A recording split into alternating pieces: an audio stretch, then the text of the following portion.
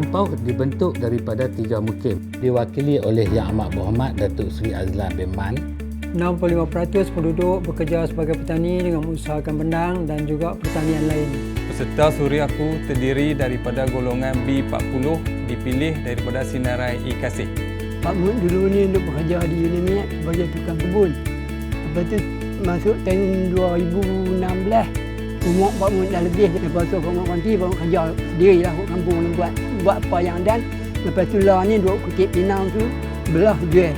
Lepas tu dapat dek solar tu pula. Alhamdulillah lah, terus Pak Mut buat belanja makan untuk keluarga. Lo ni saya motong getah. Dengan keadaan panas lo ni, getah pun tak keluar. Harga pun jatuh teruk. Nasib baiklah ada Suriaku ni boleh jugalah membantu saya. Kira Alhamdulillah lah.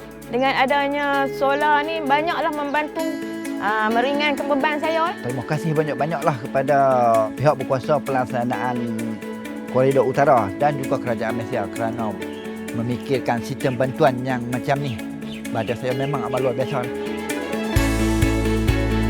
Terima kasih Kerajaan Negeri dan Koridor Utara.